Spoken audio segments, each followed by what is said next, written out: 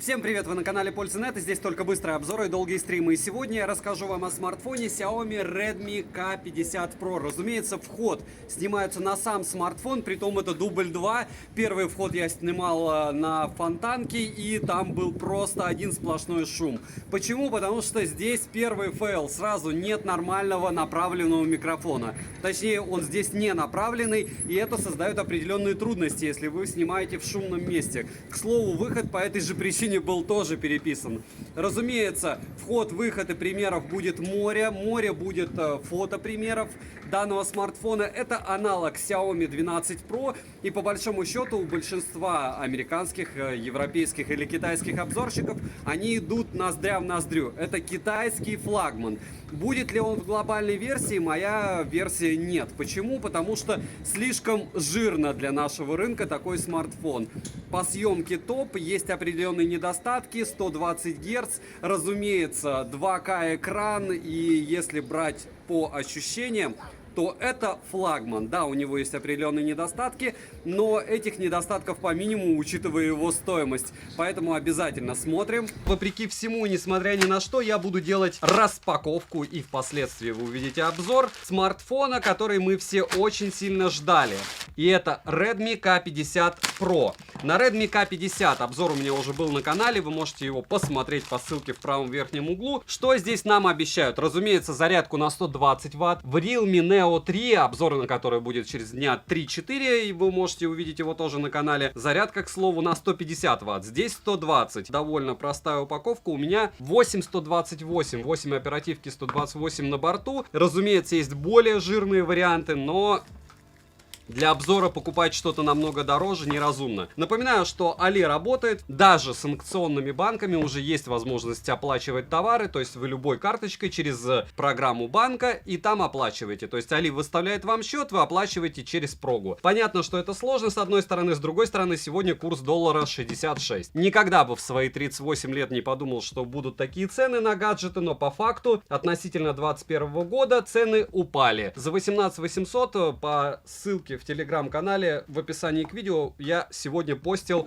Poco F3 18 800 с доставкой. Это за гранью моего понимания, но это хорошо в плане того, что продукты дорожают, электроника становится дешевле. Чехол довольно простой, элементарный, но приятно, что они его кладут, потому что, опять же, я отнесу данный смарт к топовой технике, и в топовой технике комплект имеет значение. Понятно, что с яблоком мы, допустим, такого не увидим, но Xiaomi в этом смысле молодцы. Мы имеем здесь симметричный Type-C, мы имеем здесь отсутствие мини-джека и присутствие К-порта. Очень странное решение отсутствия мини-джека. Очень легкий телефон. Я почему-то думал, что он будет весить намного больше. Я сразу его сейчас проверю, потому что это непривычно. Для меня лично 203 грамма. Либо он весит, выглядит так массивно, но по факту он весит как iPhone 13 Pro. Либо так распределен вес. Ощущение, что он легкий. Очень странно. Здесь фронтальная камера, к сожалению, по центру. Кнопка питания довольно сильно утоплена. И, скорее всего, сканер находится именно там. Если посмотреть, то получается две платформы у камер.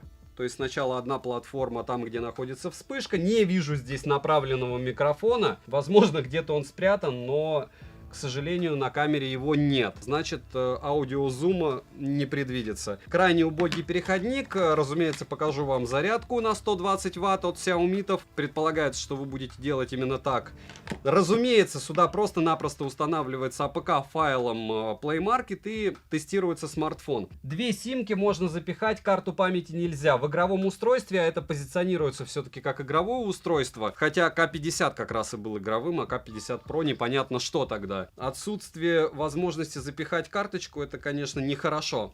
Но что есть, то есть. Вот так вы будете выглядеть вместе с смартфоном. Он скользкий довольно. Защитная пленка на борту, никаких водопадов. Я не скажу, что здесь есть подбородок, потому что по мне здесь все максимально симметрично. 56% заряда. Смартфон шел мне 3 недели. Притом он шел подло, как и все прошлые телефоны. К сожалению, это китайская версия, только английский язык. Мне, в принципе, больше ничего и не надо. Главное, не китайский. Разумеется, проверим размеры данного аппарата. В миллиметрах толщина его с блоком камер 11,4 мм. Без блока камер 8,9 мм. Тоненький. Ширина 76 мм. Высота где-нибудь 166, наверное. 163. Относительно компактненько. Мне смартфон изначально нравится, только по этой причине я его покупал. Напоминаю, я стараюсь приобретать только те товары, которые я потом смогу продать на Авито, потому что, ну, если купить 30 телефонов за месяц, вы примерно понимаете, что можно за 3 месяца спустить на обзорах квартиру. Обзоры, напоминаю, каждый день. Не забывайте подписаться на телеграм-канал взаимопомощи, телеграм-канал скидок. Вы этим очень сильно помогаете развитию канала. В принципе, вот мне внешний вид нравится. Я, наверное, прогадал в первую очередь с цветом, потому что, хотя он и уникален, такой бирюзовый, но выглядит довольно простецки, а сам аппарат по себе огонь. Смотрим.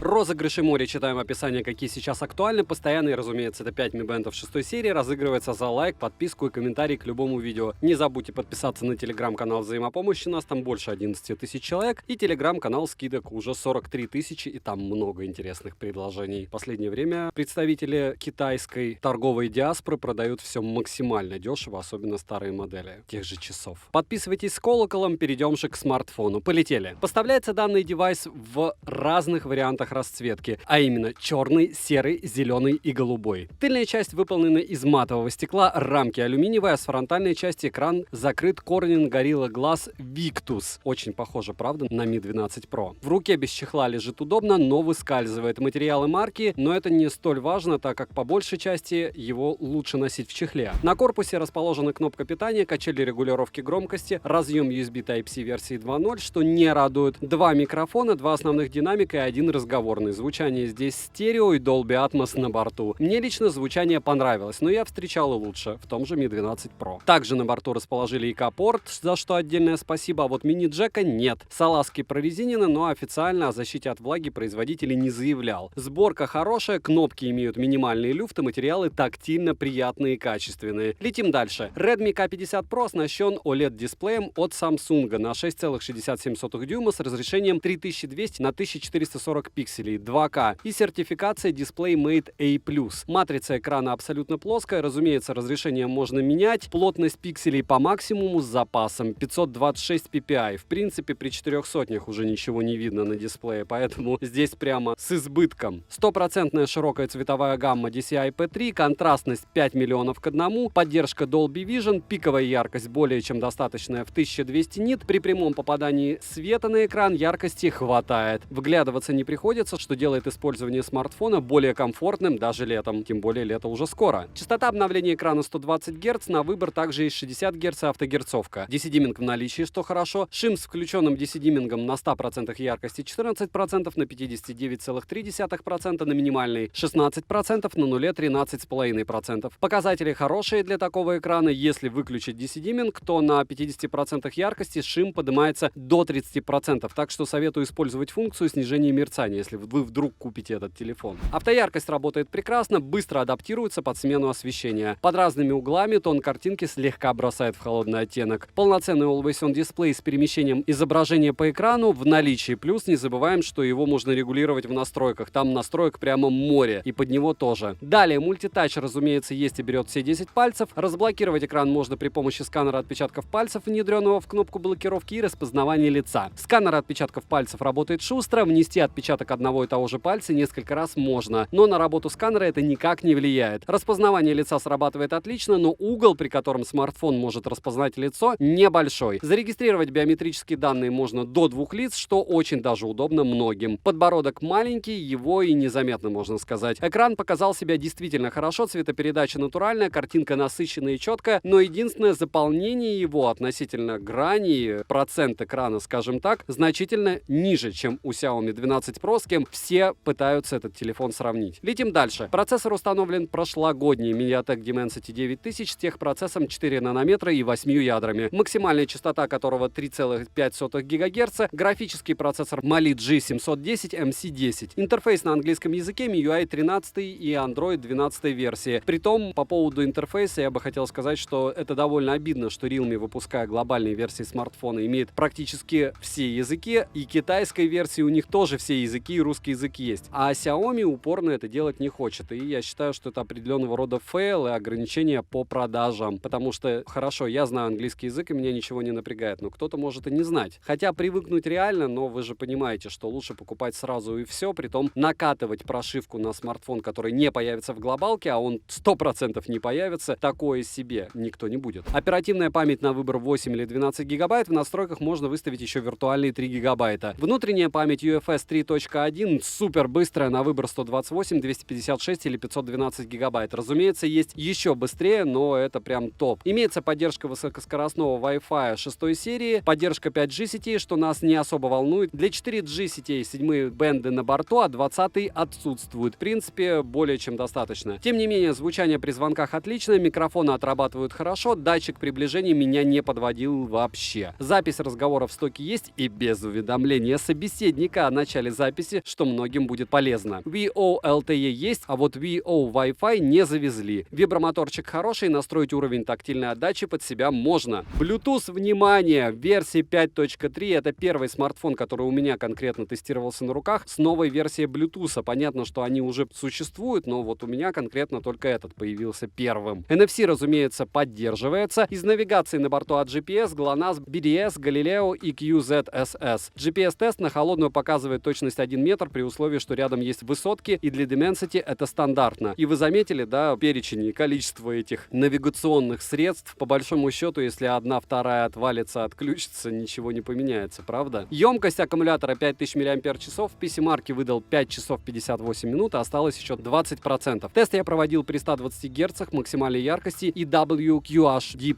разрешении. Также я проводил тест с Full HD разрешением, которого в принципе достаточно, 60 Гц. По итогу тест выдал 7 часов 17 минут, что не намного больше, чем в первый раз, но все равно больше, на целый 1 час и 20 минут. Заряжается с 0 до 100% от нового адаптера питания по моим тестам за 19-20 минут. Какое время необходимо до 50% заряда, вы сейчас видите на экране, что прям очень быстро. Поедает за 30 минут просмотра видео на YouTube по Wi-Fi при максимальной яркости экрана и 120 Гц с разрешением максимум WQHD+, которое непонятно кому нужно, 11% заряда. За час игры в Genshin Impact на максимальных настройках графики в тех же условиях улетает 26% заряда. Играть комфортно, просадки FPS проскакивают, но очень редко и только в первые 10 минут игры. Яркость смартфон не понизил, что хорошо, и нагрелся он до 47 градусов. Также в легкие игры играть очень комфортно, беспроводной зарядки нет. Перейдем же к тестам. Тротлинг-тест проходит 208 гипсов минимально, максимально 325 гипсов и в среднем 245 гипсов при 100 потоках на 30 минутах. В Geekbench 5 в сингл-коре 1216, в мультикоре 4087, в 3D-марке показал Wildlife 7571, Wildlife Extreme 2292, Wildlife Stress Test 7388, Wildlife Extreme Stress Test 2116, Slingshot Extreme и Slingshot, разумеется, на максимум. Вантут уже выдал 808 тысяч попугаев, но напоминаю, что у меня минимальная версия. И по поводу игр и всего остального, напоминаю, что все-таки К50 более адаптирован, в отличие от прошки, под игры. У него даже триггеры есть, но опять же это прототип Poco F4 GT. Storage тест недоступен по каким-то непонятным мне причинам. На холодную 15-минутный стресс-тест прошел не идеально, результаты вы видите на экране. Результаты теста искусственного интеллекта 153 322. Летим дальше. Основной блок камер с тыльной части состоит из 3 модулей и одной двухцветной вспышки. Основной широкий модуль от Sony на 108 мегапикселей, сверхширокоугольный модуль на 8 мегапикселей с углом обзора в 119 градусов и 2 мегапикселя макрообъектив. Запись видео доступна в максимальном разрешении с основного модуля 4К 30 FPS, к сожалению, 60 FPS недоступны. В стоковой камере есть режим Pro для съемки, но не для видеосъемки. Также есть много различных режимов, таких как клонирование, двойной режим, эффекты, стикерс, аватарс и так далее. Фронтальный модуль на 20 мегапикселей, находится он в небольшом вырезе в верхней части экрана. По центру максимальное разрешение у него для съемки видео скромные 1080p 30 FPS. Основной модуль действительно хорошо снимает, с хорошей цветопередачей и неплохой стабилизацией картинки. Но фронтальный модуль показал себя не лучшим образом. Короткие примеры вы сейчас увидите. И немного двухоконного режима от К50 Pro. Если честно, фронталка мне вообще не нравится, как сейчас снимает. В то же время основная камера, несмотря на то, что я снимаю с одной руки, снимает просто отлично. Может быть, дело в прошивке, может быть, еще в чем-то. Но это мыло мыльное, притом непонятно почему. Вот сейчас вы получше можете это наблюдать. Но, с другой стороны, вот эти вот всякие штуки из разряда что-то увеличить, что-то уменьшить, это круто. Вот сейчас, допустим, сразу основной камеры автофокус проверим. И раз, два, почти два. Вот оно, счастье блогера, когда сразу отрабатывает автофокус. Такое ощущение, что как обучаемая камера, да? То есть сначала не хотела цеплять, а сейчас прямо как часы. Молодец. Вот так примерно вы сможете в ночное время снимать. Похуже локацию найду, чтобы было сложнее. Основная камера 1080p 30 fps, K50 Pro. Сейчас делаю то же самое, что делал на Realme Neo 3 совсем недавно. И сразу даже сравнивать, опять же, посмотрите обзор, смысла нет. Намного хуже справляется Realme. То есть по картинке вот тот круг, он точнее Redmi, у K50 Pro нечитабельно. У Realme там хотя бы были слова видны. Вот такая вот история. А по идее у Xiaomi со съемкой всегда хорошо, да? Попытка съемки на ультраширик, ночь. Еще раз повторяю, что я не встречал ультраширики, которые ночью бы работали хорошо. И, ну, разумеется, у K50 Pro это дело не исключение. Вы видите, как он пытается справляться с картинкой. Не сказал бы, что у него особо хорошо это получается. Вот сейчас увидите это, допустим, на основную камеру. Вот как это должно выглядеть в идеале, да? На больших экранах это особо заметно. На телефоне вполне возможно вам покажется, что картинка была нормальной на ультраширик, но это не так. Снимаю все с одной руки. Если с двух рук, то вот так все будет получаться у нас. Ночь, Мурино, рядом с метро, селезень и утка. В надежде, что их покормят ночью, это, конечно, странно. Съемка не лучшая, но вот какая есть.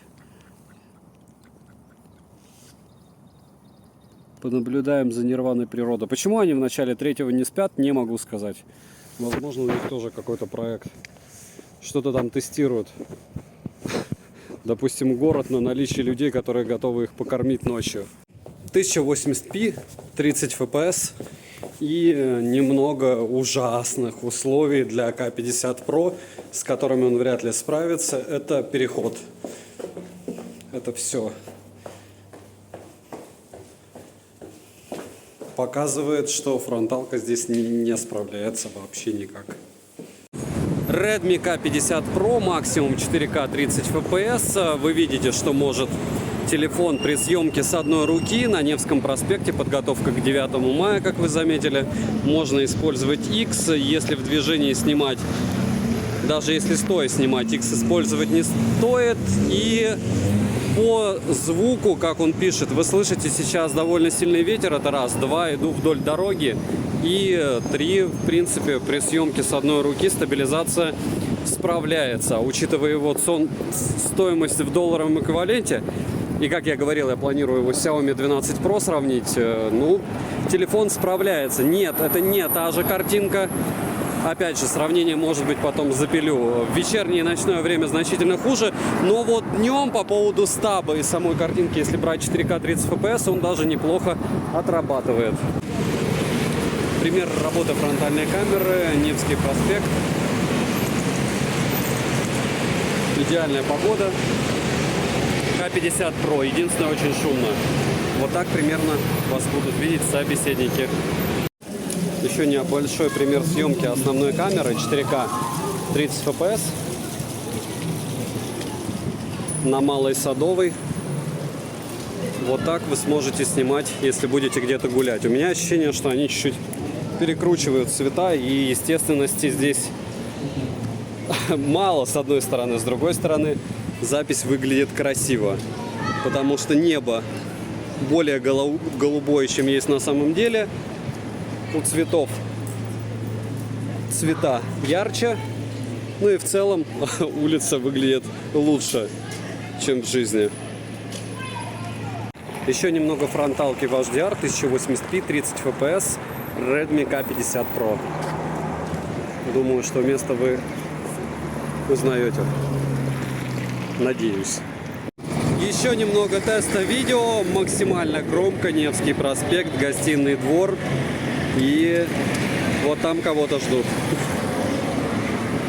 К минусам я отнесу USB Type-C версии 2.0. Все-таки неудобно выгружать что-то в облако, особенно большие файлы. Нет возможности расширить внутреннюю память, вставив microSD, а это не супер-мега-флагман. И странно, что за этот ценник они эту возможность не запихали сюда. Нет мини-джека, а это прям совсем фейл. Играть все равно лучше в проводах. Также хотелось бы 60 FPS для основного модуля, как минимум, так и для фронтального. И один минус — это еще время автономной работы. Хотя с таким экраном это не удивительно, но все равно. Смартфон довольно быстро разряжается. В принципе, цену можете посмотреть по ссылке в описании к видео, но она супер лояльна. Напоминаю, что если вы хотите сравнение с Mi 12 Pro, пишите в комментариях к данному обзору. Я, в принципе, готов его сделать. И по камерам, и по остальным спекам. Напоминаю, что этот телефон реально в 2 раза дешевле, но это кажется, что он прям клон 12 Pro, а по факту небо и земля разница. Он хорош за свои деньги. Не забудьте подписаться на телеграм-канал скидок и взаимопомощи, к слову, и посмотреть, сколько он сейчас стоит. Потому что девайс топовый, но глобалки не будет. И резюмировать хотелось бы практически теми же словами, которыми были у меня на входе. Разумеется, резюмирую я на этот же смартфон на фоне великолепной стройки.